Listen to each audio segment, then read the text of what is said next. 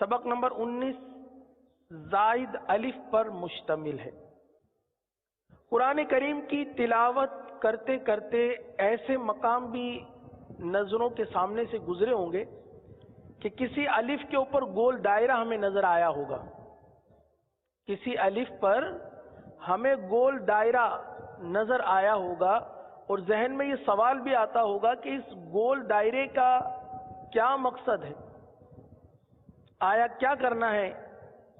तो अब आइए आज इस हवाले से हम सीखते हैं और समझते हैं कि इस गोल दायरे का मतलब और मकसद क्या है। कुरान करीम में बाज जगह अलिफ पर गोल दायरे का निशान होता है।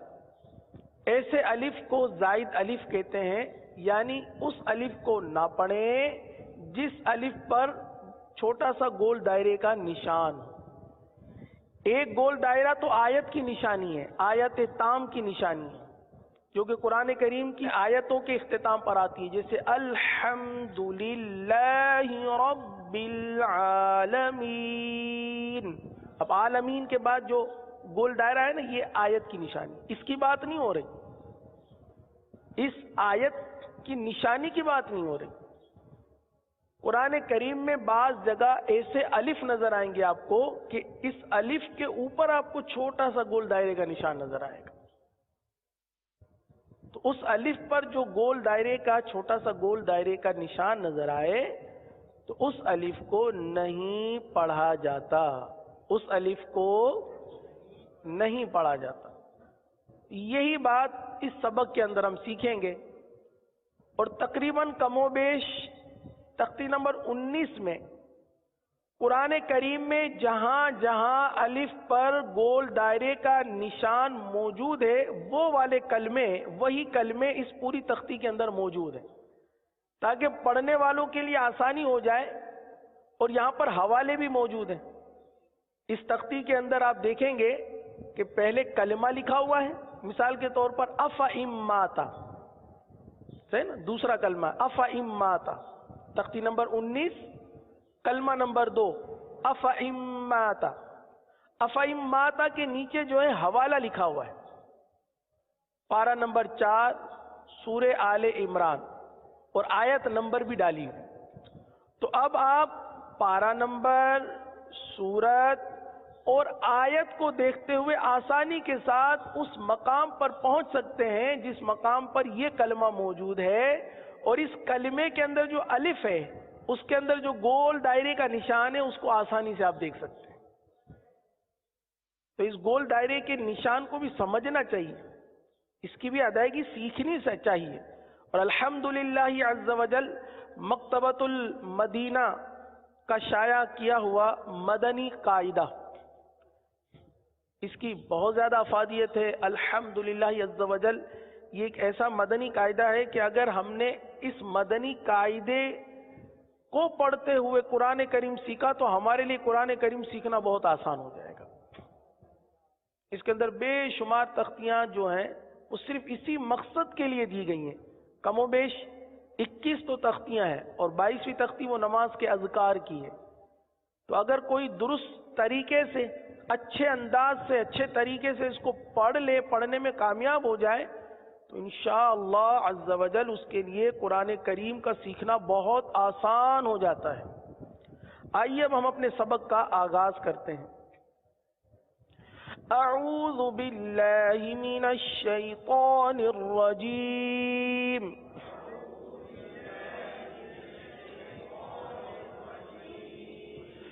बिस्मिल्लाहिर रहमानिर रहीम।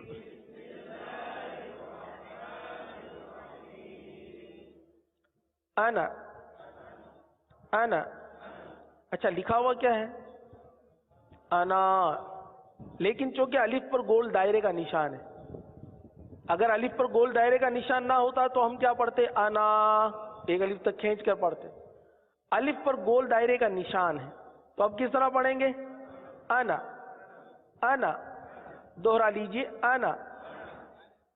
आगे है अफ़ा इम्माता, अफ़ा इम्माता, اگر اس فا کے ساتھ جو الف ہے جس پر آپ کو گول دائرہ نظر آ رہا ہے افا، اگر گول دائرے کا نشان نہ ہوتا تو ہم پڑھتے افا اما کا، لیکن چونکہ گول دائرے کا نشان لگا ہوا ہے تو اب کس طرح پڑھیں گے؟ افا امات، افا امات، آگے ہے افا امت، افا امت، لَإِلَى اللَّهِ، لَإِلَى اللَّهِ۔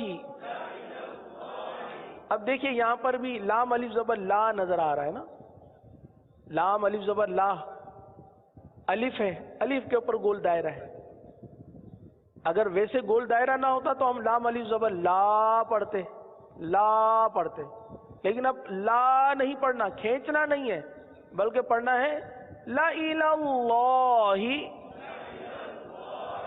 لَإِلَى اللَّهِ، آگے ہے لَإِلَى الْجَحِيمِ، لَإِلَى الْجَحِيمِ،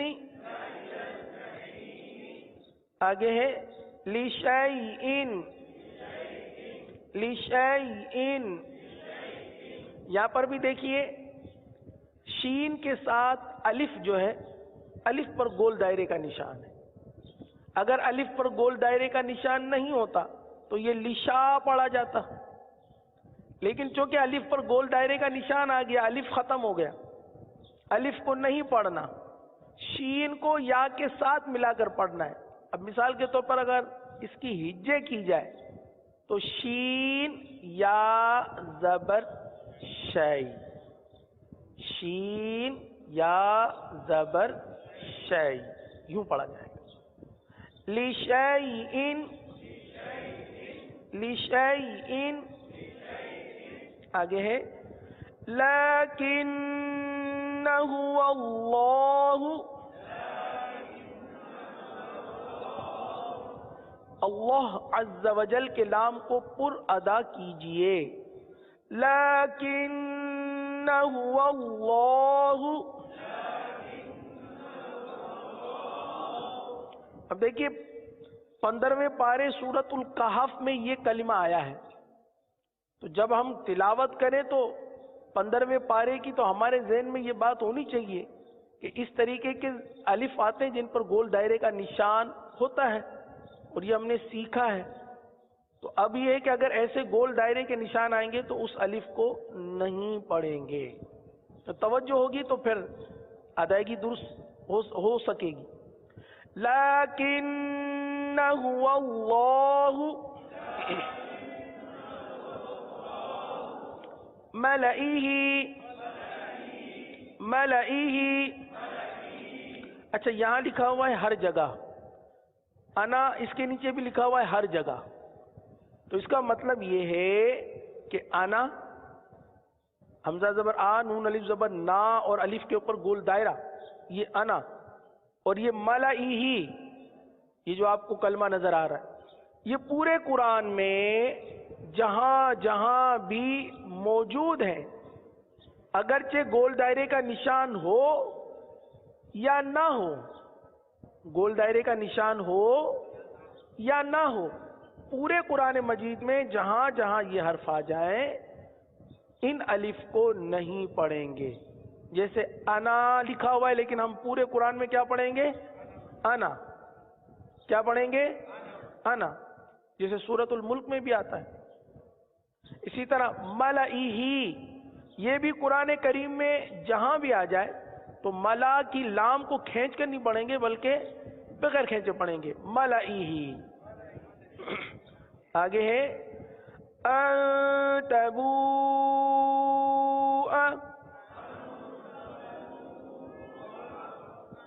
مد کو کھینچیں گے، مد متصل ہے، تبوء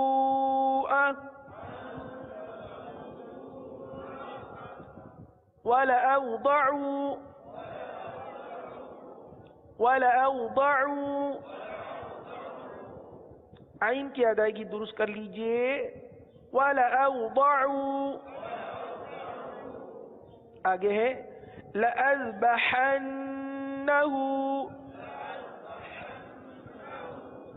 زال کی ادائیگی درست کرنی ہے. زال کو زا نہیں بنانا, زال کو زال ہی پڑھنا ہے. لَأَذْبَحَنَّهُ.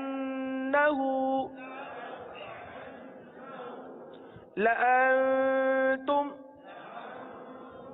لَأَنْتُمْ. آگے ہے مِن نَبَإِ. مِن نَبَإِ. اب دیکھیں با کے ساتھ الف ہے لیکن الف پر گول دائرے کا نشان ہے, اس لیے با کو دراز نہیں کریں گے, کھینچیں گے نہیں. مِن نَبَإِ. آگے ہے وَمَلَئِهِمْ.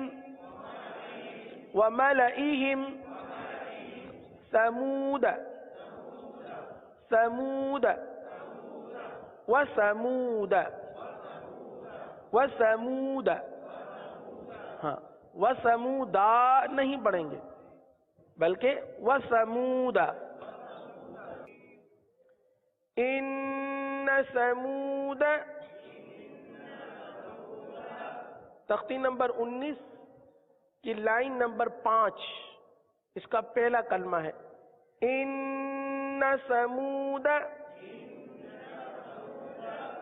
اچھا یہ بھی یقیناً معلوم ہوگا لیکن جو اسلامی بھائی کل نہیں تھے تو ان کے لیے عرض ہے کہ یہ زائد الف کا قاعدہ ہے. زائد الف قرآن کریم میں ایسے الف جن کے اوپر گول دائرے کا نشان ہو. قرآن کریم میں بعض مقامات پر ایسے الف آئے کہ جن پر گول دائرے کا نشان ہوتا ہے تو اس الف کو نہیں پڑھا جاتا, اور اسی زائد الف کو سمجھنے کے لیے, سیکھنے کے لیے کہ وہ زائد الف آ جائے تو اب وہ کلمہ کس طرح ادا ہوگا, اس کو سیکھنے کے لیے ہم اس سبق کو پڑھ رہے ہیں. سبق نمبر 19 زائد الف کے قواعد کو سمجھنے اور اس کی ادائیگی کے لیے یہ تختی موجود ہے اور اس تختی کو ہم پڑھ رہے ہیں. پڑھیں إِنَّ ثَمُودَ. آگے لِتَتْلُوَ. لِتَتْلُوَ. آپ دیکھ سکتے ہیں میرے پیارے میٹھے اسلامی بھائیوں کہ لِتَتْلُوَ واو کے ساتھ الف بھی ہے لیکن الف پر چونکہ گول دائرے کا نشان ہے اس لیے اس الف کو نہیں پڑھیں گے. لِتَتْلُوَ کے بجائے یعنی لِتَتْلُوَ پڑھنا چاہیے لیکن گول دائرہ آ گیا, اب ہم الف کو نہیں پڑھیں گے تو اب پڑھیں گے لِتَتْلُوَ. لِتَتْلُوَ. لَن نَّدْعُوَ. لَن نَّدْعُوَ. آگے ہے لِيَرْبُوَ فِي. لِيَرْبُوَ فِي. را کی ادائیگی میں جو ہے عموماً یہ خامی رہتی ہے کہ را پر ادا نہیں ہوتا, تو را کو پر ادا کرنے کی کوشش کریں. جب بھی را کی ادائیگی کریں را کو پر پڑھیں. ہاں یہ الگ بات ہے کہ را کے نیچے زیر آ جائے, یہ جن صورتوں میں را کو باریک پڑھا جاتا ہے پڑھنا چاہیے ان صورتوں میں را کو تو باریک پڑھیں, لیکن جن صورتوں میں را کو پر پڑھا جاتا ہے ان صورتوں میں را کو پر پڑھنا چاہیے. جیسے یہاں پر را پر یہ را ساکن ہے اور را ساکن سے پہلے زبر آ گیا تو را کو پر پڑھیں گے, تو اس را کو پر پڑھ لیجئے. لِيَرْبُوَ فِي. آگے ہے لِيَبْلُوَ. لِيَبْلُوَ. وَنَبْلُوَ. سَلَاسِلَ. سَلَاسِلَ. قَوَارِيرَ. قَوَارِيرَ. اب یہ تو تختی نمبر 19 تقریباً ختم ہو چکی, لیکن ایک لائن رہ گئی ہے. یہ ایک لائن اس میں تھوڑی سی تبدیلی ہے. تبدیلی یہ ہے کہ پڑھنا تو زائد الف کو اسی طریقے سے کہ گول دائرے کا نشان آ جائے تو الف کو نہیں پڑھیں گے, لیکن اس میں وصل اور وقف, وصلاً اور وقفاً دو صورتیں آ گئی. یعنی وصل میں، یعنی جب ملا کر پڑھا جاتا ہے، جب ملا کر پڑھا جاتا ہے اس کو وصل کہتے ہیں. وصل میں زائد الف کو نہ پڑھیں، جیسے ابھی ہم نے پڑھا، وصل میں زائد الف کو نہ پڑھیں، لیکن جب اس کلمے پر وقف کریں جس پر گول دائرے کا نشان ہے جو زائد الف ہے، جب اس پر وقف کریں گے تو اب اس الف کو پڑھیں گے. یہ 6 کلمات جو ہے، یہ جو 6 کلمات آپ کے سامنے نظر آ رہے ہیں، لاکنہ سے لے کر انا تک، یہ تمام کے تمام وہ کلمات ہیں کہ اگر ان کو وصل میں پڑھیں گے یعنی ملا کر پڑھیں گے تو الف کو نہیں پڑھیں گے، یہ زائد الف ہے. لیکن جب اس پر وقف کریں گے تو اب اس الف کو پڑھیں گے. کس طرح؟ اس طرح. پہلے آپ نام لیں گے، میرے ساتھ پڑھ لیجئے. وصل، لیکن، وقف، لیکن. صحیح ہے؟ یعنی وصل میں الف کو نہیں پڑھیں گے، وقف میں الف کو پڑھیں گے. دوبارہ، وصل، لیکن، وقف، لیکن. آگے، وصل، الظنون، وقف، الظنون. دیکھیں ظنون کی آواز آ رہی ہے تو ادائیگی درست کر لیجئے. دوبارہ پڑھ لیتے ہیں. وصل، الظنون، وقف، الظنون. آگے ہے وصل، الرسول. صحیح ہے؟ وصل میں زائد الف کو نہیں پڑھیں گے. وصل، الرسول، وقف، الرسول. آگے، وصل، السبیل، وقف، السبیل. آگے، وصل، قواریر، وقف، قواریر. آگے ہے انا. اب انا کو کس طرح پڑھیں گے؟ اچھا، یہ ہر جگہ پر ہوگا، صحیح نا؟ ہر جگہ انا جب بھی آ جائے، الف حمزہ والی الف نہیں، صحیح نا؟ الف، صحیح نا؟ الف اور ساتھ میں نون الف زبر نا. یہ پورے قرآن میں جہاں جہاں جہاں آ جائیں، جب آپ وصل میں پڑھیں گے تو ان کو انا پڑھیں گے. جیسے سورۃ الکافرون میں آپ پڑھتے ہیں وَلَا أَنَا عَابِدٌ مَّا عَبَدتُّمْ. تو یہ انا پورے قرآن میں جہاں جہاں جہاں بھی آئیں گے ہم ان کو انا پڑھیں گے.